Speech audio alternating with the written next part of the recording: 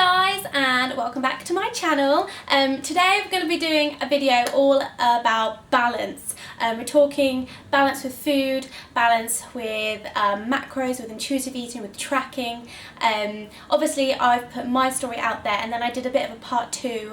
I suppose this is kind of a part 3 because I feel that this is something I get asked questions about a lot, so I really want to try and help you guys as much as I can. Today we're going to focus on intuitive eating, macros, tracking, what are the benefits and how you can find a nice healthy balance between everything. So you've got a really good relationship with food and you just feel happy and confident in all situations. What is intuitive eating? So intuitive eating is eating when you're just listening to your body, really focusing on your hunger cues and, you know, when you're hungry, have a meal, have a drink, have what your body needs.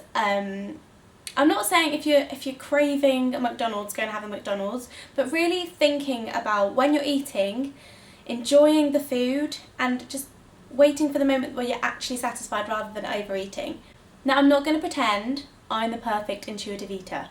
I am definitely not, and this is something I've got to work on. I've really got to work on a little bit more listening to my body, because if I'm enjoying food, I'm going ham and I'm eating it all. It's focusing on listening to your body, so listening to the hunger cues to eat, listening to your body and the signs to stop when you're full rather than keep going, which is what we all tend to do. And then we've got macros. So macros are the short term for macronutrients. We've got carbs, fats and protein, and the common thing to do at the moment is to have a set amount of macros a day. So that set amount will be a certain amount of grams of protein, a certain amount of grams of fat and a certain amount of grams of carbs that you've got to eat a day. And this is usually based around your goal, so whatever that goal is, and completely specific for you.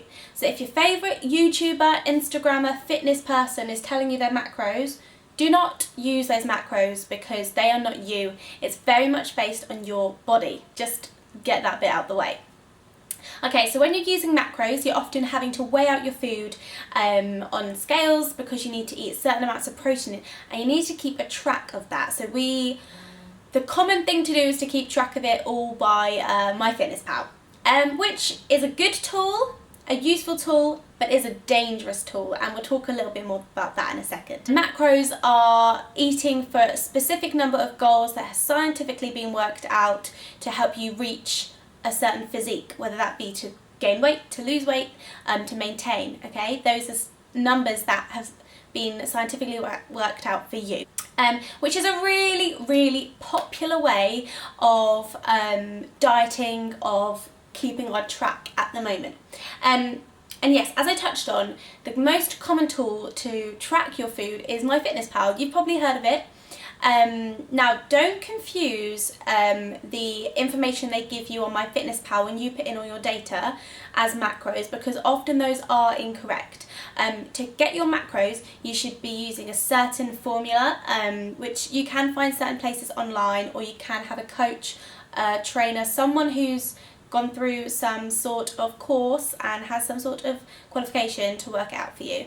We use MyFitnessPal to put in, you can put in your own personal macros, and then a lot of people will just sit in and put for breakfast, I had this, put it in, look at the nutrients. So rather than looking at the calories, we do take into account the calories, but we look at the amount of nutrients it has. What are the benefits of these? Because there are benefits to all of it. Okay, number one, we're going to stick with the macros for the second. Macros are a great tool to help you understand what you need to be eating and how much.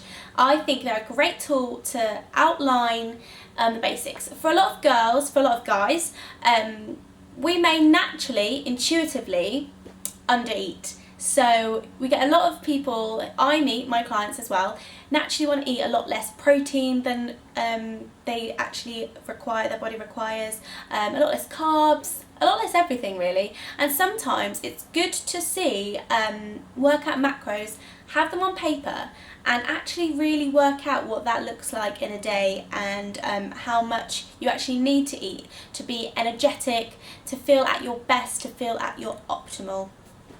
The benefits of intuitive eating are It's a super flexible lifestyle. You don't have to worry about any numbers, and you're not weighing out any food, and you're just enjoying life, so you're having a bit of what you fancy.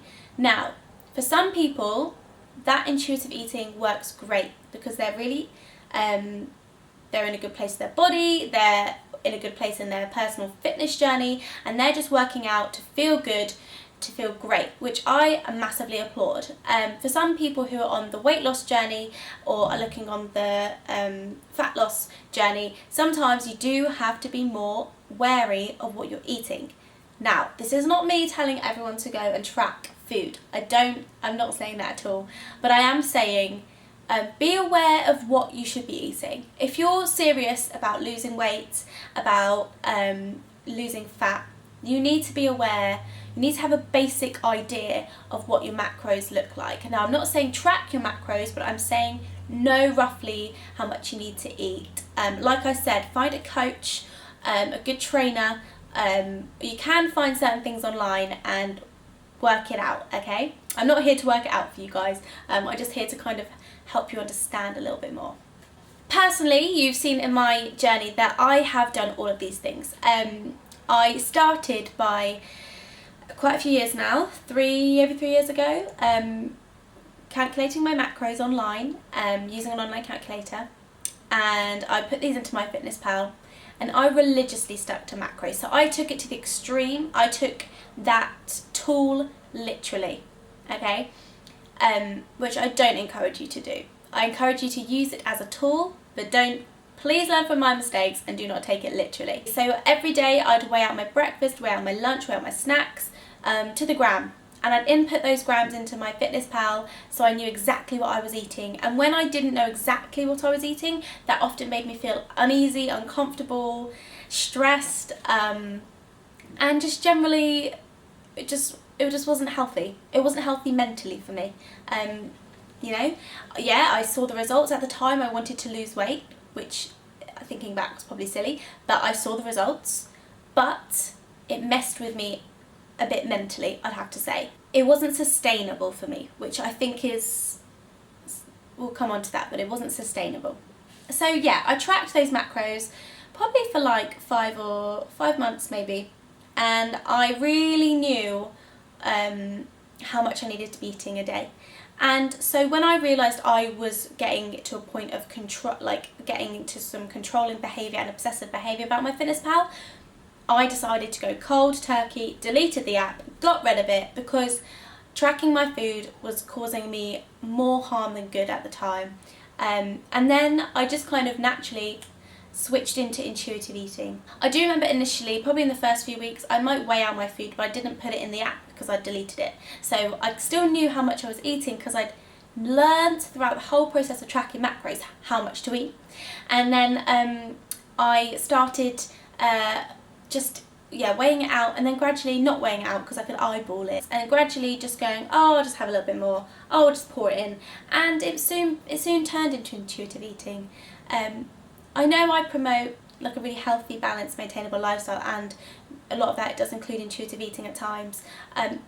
That didn't come overnight for me, and I don't expect it to come overnight for you too. I expect it to take a little while, and I expect it to take a few uncomfortable situations where you naturally want to fall back on old habits, but when you push yourself out of your comfort zone and maybe have that extra bit of food or not know exactly what you're eating, that's when you realise the world didn't end, I'm absolutely fine, and I didn't gain 10 pounds. One thing I do want to say though is that there is a big trend to have a healthy, balanced lifestyle right now, and a lot of people see balance as eating a burger and then eating your spinach and eggs the next day.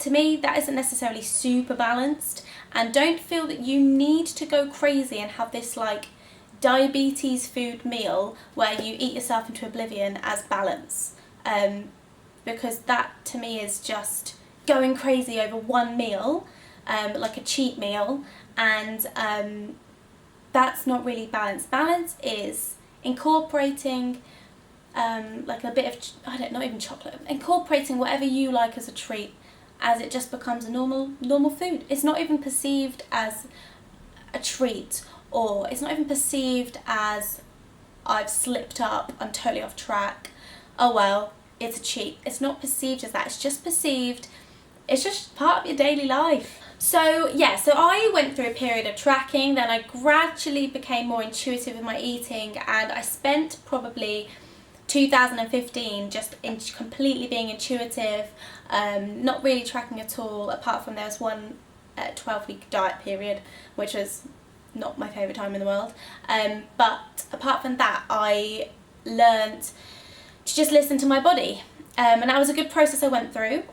That year taught me so much.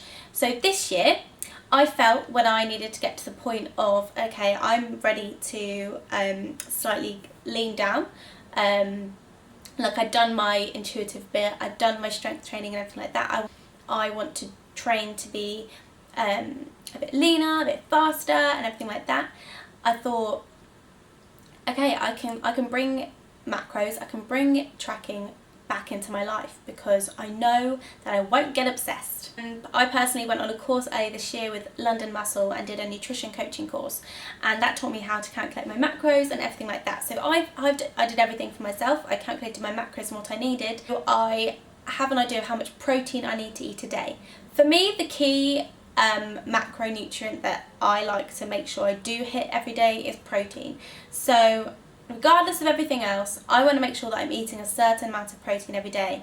Now, sometimes I will put it in my fitness pal to just keep on track of what I'm eating, and other days I'm like, do you know what, it's cool, I've been doing this long enough, I know what a portion of protein looks like, and I know roughly that I've had enough. And like I said in my last video, depending on my activity levels, I do vary my carb intake and my fat intake depending on what I'm doing. So for example, today is Sunday, it's a rest day, I've gone out for brunch. I wouldn't say I really, today has been an intuitive eating day because I just ate whatever I wanted, I ate whatever I fancied, lived in the moment, enjoyed every bite. But I know today I need to eat more protein, and I'll have more high protein dinners and lower fat, lower carb, because I ate an awful lot this morning.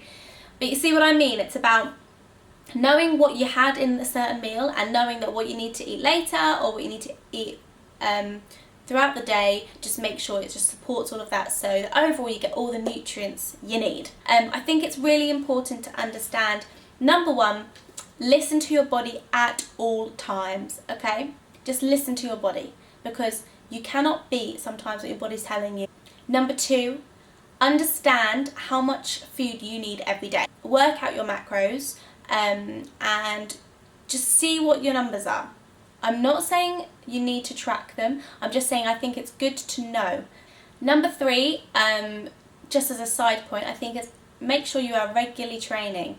Consistency is key. Consistency with diet is good. So 80% of the time you're going to eat nutritious food, you're going to eat really well, wholesome, balanced food where you get all the good stuff in. 20% of the time you're going to go and have whatever you like, do whatever you like and enjoy it, because life is for living. But you can keep that 80% of the time, use your macros, use your intuition, and make sure you're hitting that good stuff, okay? Because that's the key, that's the consistency part. Okay guys, I hope this video has helped a little bit. I feel like I've gone off on a few tangents, I've gone off on a few rambles, but once I edit it, it will all come together and be fabulous. Thank you so much for watching. All the best with your balance journey. Please leave a comment below if you've got any more questions. I always try and comment back and get back to you guys. And yeah, let me know your thoughts and what else you'd like to talk about on this balance series, I suppose let's call it, because it's turning into a bit of that. Thanks for watching. If you like it, thumbs up, subscribe, and I'll see you next time.